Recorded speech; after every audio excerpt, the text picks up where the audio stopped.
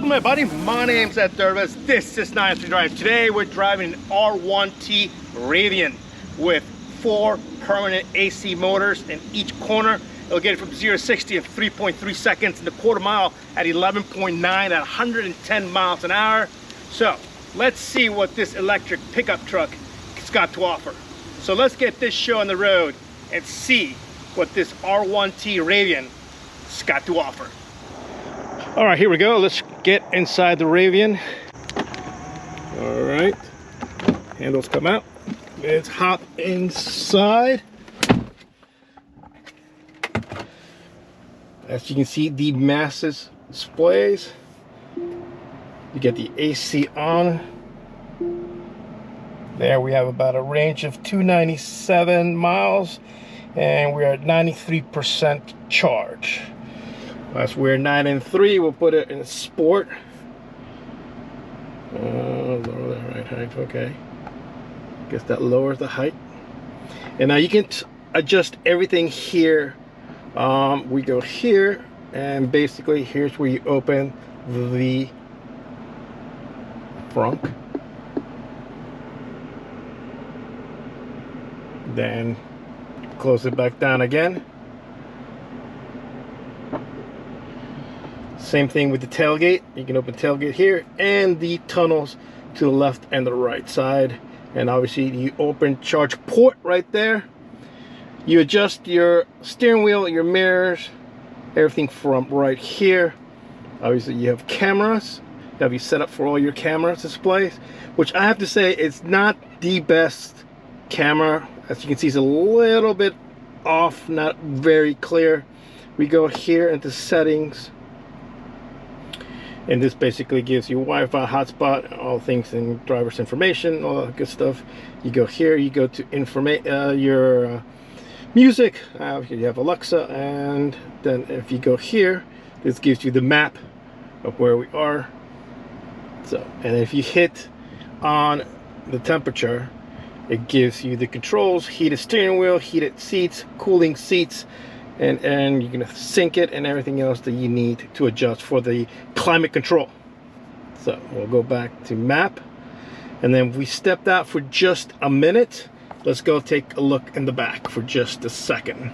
Now once that we're back here, as you can see, you got your own temperature controls for the passengers in the back, and you have this huge panoramic sunroof. You have nice hooks to hang anything you need. So pretty nice layout, a nice Alcantara on everything you touch. The materials are pretty good. There's a little bit of plastic, but you know, you can hear it right there.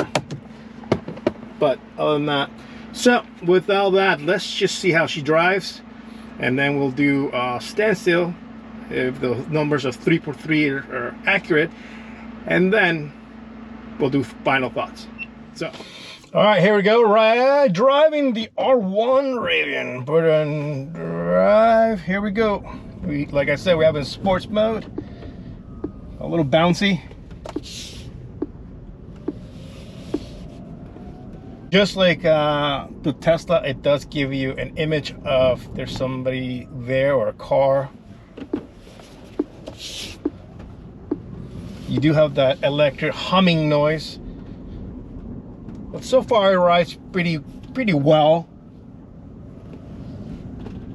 It does feel peppy. You do have to get used to the fact that obviously when you let off the accelerator pedal, I guess, or the power pedal, I guess, whatever you want to call it, it automatically starts slowing down just like it does in the Tesla. So that's something to get used to. You can adjust the different settings.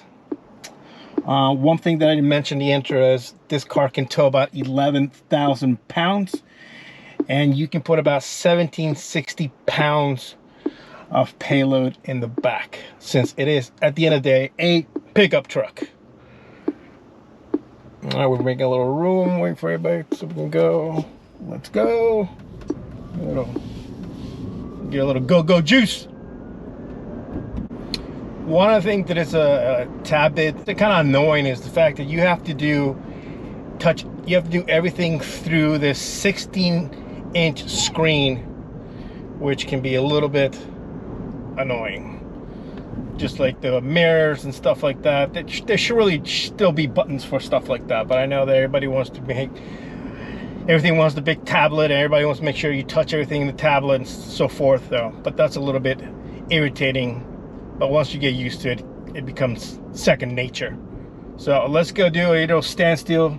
So we got a little traffic jam here, and then we'll go for a little twisty. I don't think it's going to handle as well as sports cars, obviously, since at the end of the day it is a pickup truck. And then we'll go back and do our final thoughts. Let's head down their location. Okay, from a standstill for all the beans and all the marbles, here we go. Throttle down. Whoa!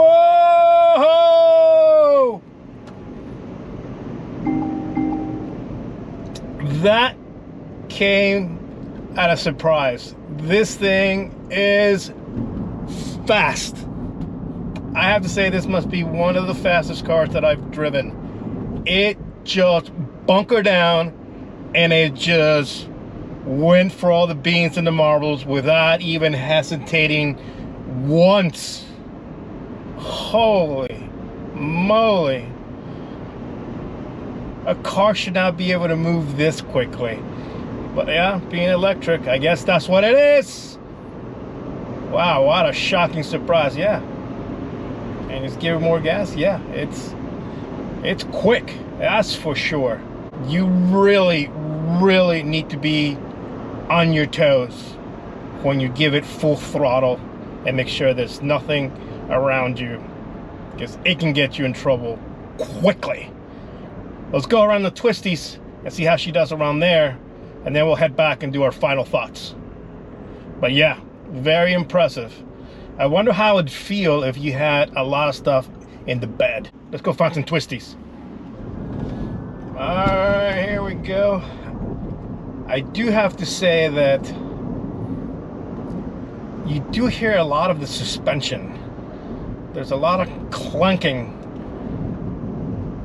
And for a car that is this old, I don't think it should. But we'll go through that on final thoughts. Got a couple twisty turns here.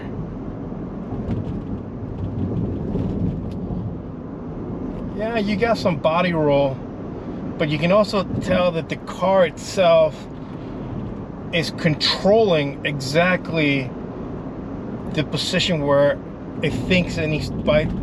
I can feel it coming, the feedback coming back from the steering wheel.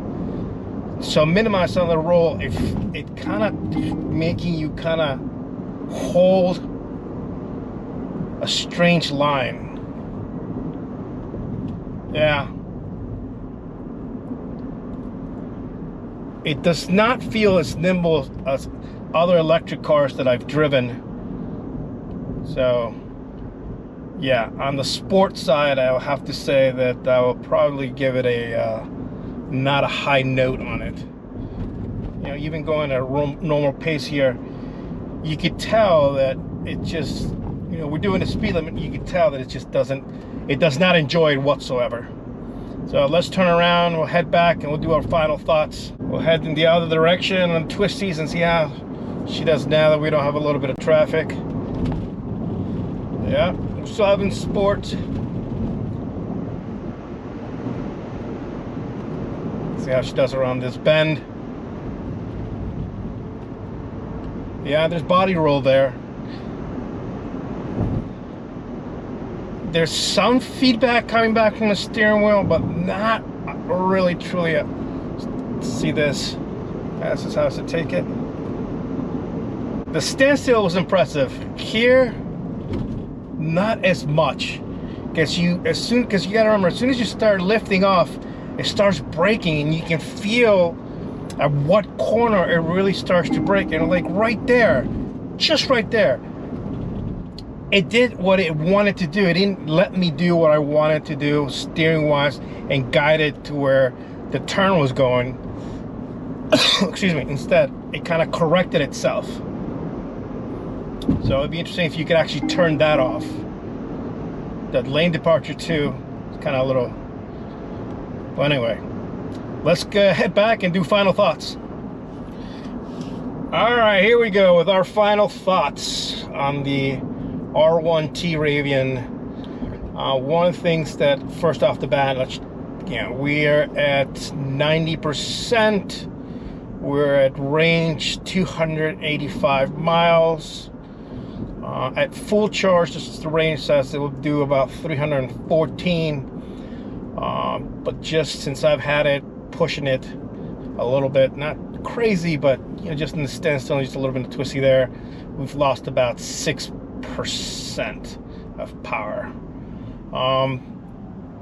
So you really need to really think about where you're going, the setting you want to put it in. One of the other things about this particular car, I don't know if all the other Rivians have the same issue. Like the gear tunnels, I couldn't show you those to take a picture of those because I couldn't really, they wouldn't and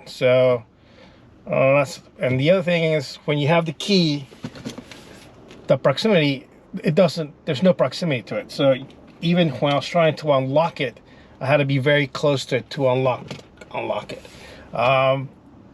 When you put the bed down, there's a piece of plastic that comes down as well, and when you pull it back up, it sounds really rickety and sounds like it's about to break. So other than that, those are the few minor issues that I find with it. And like I said, there's a lot of noise coming from the suspension, and the driving dynamics. Like I said, when you're driving around a twisty road and the steering wheel, basically it's pulling you and doing what it wants to do, not what you want to do, but what it thinks it should do. It's a little bit, it throws you back a little bit, because at the end of the day, you want to control the car. You don't want the car controlling you. So I have a slight issue with that. And obviously, but the wow factor was really when you stomp on it, it just takes off like a banshee. Materials inside they're good. They're you can tell there's a new company. There's some plastic. The stitching looks good, but it's a little hard. I would like it to be a little softer. Yes, we got plenty of Alcantara everywhere. But I mean, at the end, it's also a 4-seat configuration for the most part. So space in here could be a little bit tight if you're using it for the purpose of it, being a pickup truck. So I think that if this is the electric truck that you want to go with, yes, seems fine. The only thing is, wherever you go, don't be surprised if somebody comes up to you and starts talking to you about it or has questions about it, because it's taken me a while to do this video today, because I've had so many people interrupt and stop and said, hey, what is that? Oh, is it electric? Is it this? Is it that? Oh, what do you think of it? I'm like, you know what? I don't know. I have no idea yet, because I haven't gotten to the video part, because everybody's asking me what's going on with this car. Anyway, so if you don't like attention, this is not the car for you, that's for sure. But, just driving here and, we'll switch it over and we'll put it on conserve mode. Let's see if it does anything. Okay, there, the braking gets much harder now. But once you get used to using the 16-inch tablet, it's pretty intuitive, but you need to get used to it, and it just takes a little bit of time. It's not right off the bat, so you gotta remember that. But if it's compelling, if that's what you want, an electric truck. But at the same time, you got Ford with their electric car as well, and then you have Tesla that keeps pushing the date of their truck, their Cybertruck, which will be interesting to see what that's like. I mean, design-wise, it's pretty quirky, but at the same time, so is the design of this car is pretty quirky. So everything that you need for plug it in is up front, like on the front, whatever you want to call it. So in that regards, it makes it pretty easy. But on a day-to-day, I think you could probably live with it. But for somebody who likes to drive, this is not the car for you. So I hope you enjoyed this video. If you, there's Johnny Law trying to pull over some speeders. Anyway, if you've not subscribed, what are you waiting for? Do subscribe. Thumbs up if you like this video. Do sure make a comment. Let me know if you like electric car. Oh, he got somebody. Oh, he got somebody. Oh, he got the Jag. Oh, man. He picked up the Jag. Oh, wow. Anyway, if you have not turned the notification bell on, ding! Turn that bell on so you know when the next video is coming up. And I hope everybody's having a fantastic day. Big thanks to my friend Brian Butler over at Volvo of Bethesda, Maryland, who let us come down and test drive this Rivian. Anyway, if you're not follow me on Instagram at @_Durbus, do follow me there where I post pictures of the cars before the video goes live. Anyway, have a great day, and I can't wait to catch you guys in the next video. Until then, bye.